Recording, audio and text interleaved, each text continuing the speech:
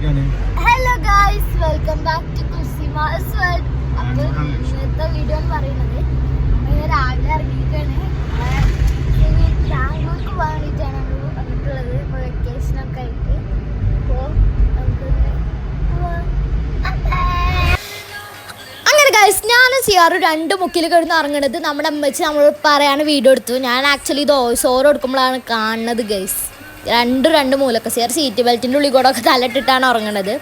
അങ്ങനെ നമ്മൾ പോയിട്ട് നിലമ്പൂർ ഫോറസ്റ്റിൽ എത്തിയിട്ടുണ്ട് കേട്ടോ. നിലമ്പൂർ ഓൾറെഡി നമ്മൾ കുറച്ച് പ്രാവശ്യം വന്ന കാരണം നമ്മൾ പിന്നെ അവിടെ ഒന്നും നിർത്താൻ നിന്നില്ല. നമ്മൾ നേരെ വിട്ടിട്ടുണ്ടായിരുന്നു കേട്ടോ ബാംഗ്ലൂർക്ക്. അങ്ങനെ പിന്നെ നമ്മൾ യാത്ര തുടർന്നു.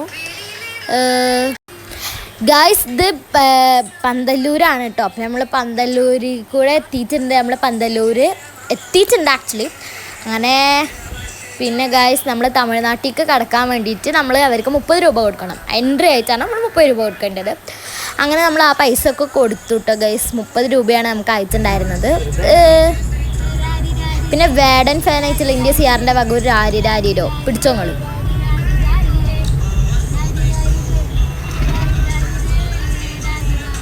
ഞാൻ ഭയങ്കര ആറ്റിറ്റ്യൂഡ് ഇട്ട് പാടുമ്പോൾ എൻ്റെ ഉണ്ണിയുടെ മുഖത്തുള്ള ഫേഷ്യൽ എക്സ്പ്രഷൻസ് നിങ്ങൾ നോട്ട് ചെയ്യണം guys. What a wonderful expressions.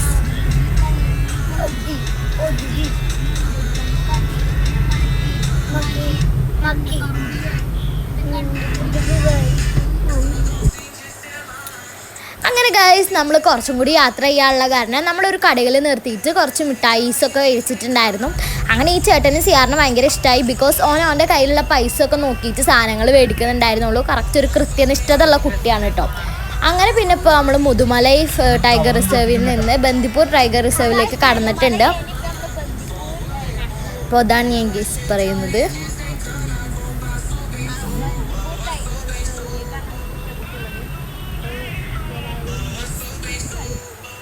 പിന്നെ ഗൈസ്, നമ്മൾ പോണ വഴിക്ക് ഈ മരത്തിൽ ഈ ഒരു കായ കണ്ടിട്ടുണ്ടായിരുന്നു. ഇതെന്താണെന്നൊക്കെ അറിയില്ല. അറിയണ ഒരു പ്ലീസ് കമൻറ്റ് കേട്ടോ. അപ്പോൾ ഇതെന്താണ്? ആ ഒരു അത്യാവശ്യം വലിയൊരു കായാണ് കേട്ടോ അത്.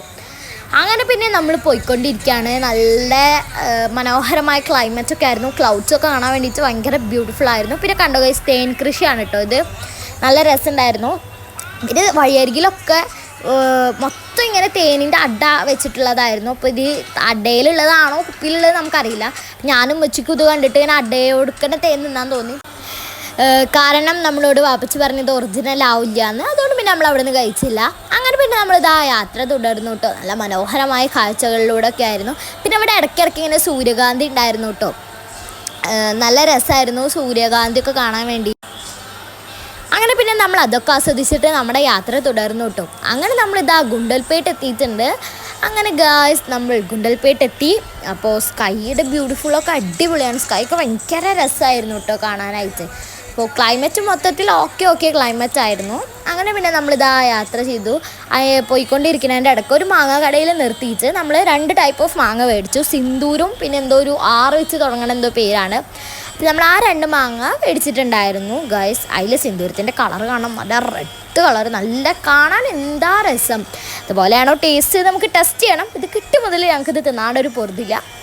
അതുകൊണ്ട് പിന്നെ നമ്മളൊരു സ്ഥലത്ത് വണ്ടി നിർത്തിയിട്ട് മാങ്ങ കഴുകി നമ്മുടെ കയ്യിലുള്ള കത്തി കൊണ്ട് മുറിച്ചിട്ട് കഴിച്ചു. നല്ല റെഡ് കളറാണ്. മുറിച്ചപ്പോൾ തന്നെ നല്ല യെല്ലോ കളറായിരുന്നു.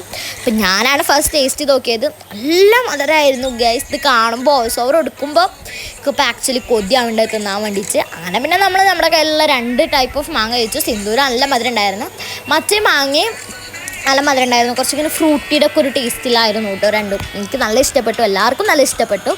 അങ്ങനെ നമ്മളതൊക്കെ വഴിയരികിൽ നിർത്തിയിട്ട് നല്ല ആസ്വദിച്ച് കഴിച്ചിട്ടുണ്ടായിരുന്നു. നല്ല രസമുള്ള മാങ്ങയായിരുന്നു കേട്ടോ. അപ്പോൾ മാങ്ങ കഴിച്ച എനർജിയിൽ നമുക്കിനി ബാക്കി യാത്ര തുടരാം.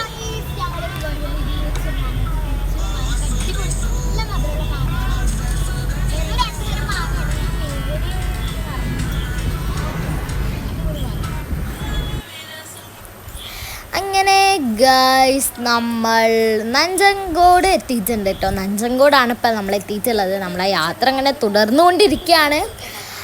അങ്ങനെ നമ്മൾ നഞ്ചങ്കോട് എത്തി. നല്ല രസമുണ്ട് കാണാൻ വേണ്ടിയിട്ട്. ആ കാണുന്നത് മൈസൂർ ടൗൺ ആണ് ഗൈസ്. ബട്ട് നമ്മൾ മൈസൂർ കയറിയിട്ടുണ്ടായിരുന്നില്ല. ബിക്കോസ് നമ്മൾ മൈസൂർ ഒരു പ്രാവശ്യം വന്നതാണ്. പിന്നെ നമ്മൾ നേരെ ബാംഗ്ലൂർക്ക് വിട്ടിട്ടുണ്ടായിരുന്നു കേട്ടോ. അപ്പോൾ ഇന്നത്തെ നമ്മുടെ ലക്ഷ്യം നേരെ ബാംഗ്ലൂരാണ്.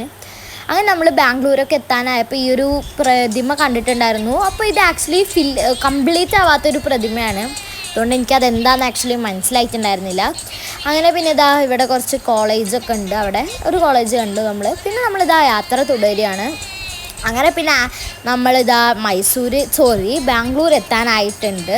ഇതൊക്കെ നമ്മുടെ മെട്രോൻ്റെ സ്റ്റേഷൻസാണ് കേട്ടോ. ഓരോ പേരിലാണ് ഇതൊക്കെ അറിയുന്നത്.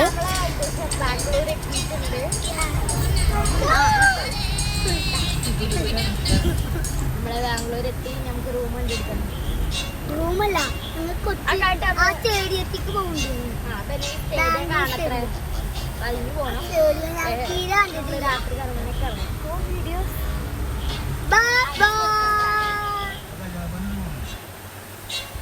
പിന്നെ ഗൈസ് ഇന്ത്യക്ക് ബാംഗ്ലൂർ വന്ന അപ്പം തന്നെ പോകണം. എവിടേക്ക്? നമ്മളെ ശ്രീകണ്ഠീരവ സ്റ്റേഡിയത്തേക്കാണ് ഗൈസ്. ആ പേർക്ക് എപ്പോഴും തെറ്റു കിട്ടും.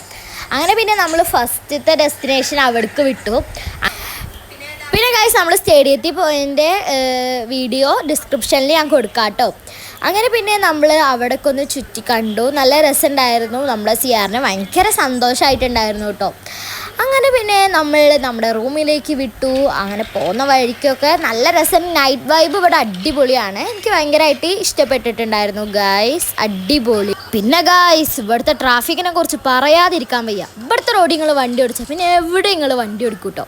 അങ്ങനെ പിന്നെ നമ്മളെ റൂമിലൊക്കെ എത്തിയിട്ടുണ്ടായിരുന്നു. അങ്ങനെ നമ്മൾ റൂമിലൊക്കെ എത്തി ഫ്രഷ് ആയിട്ടുണ്ട്. അപ്പോൾ ബാംഗ്ലൂർ വിശേഷങ്ങൾ ഇനിയും വരും. അപ്പോൾ ഓക്കെ.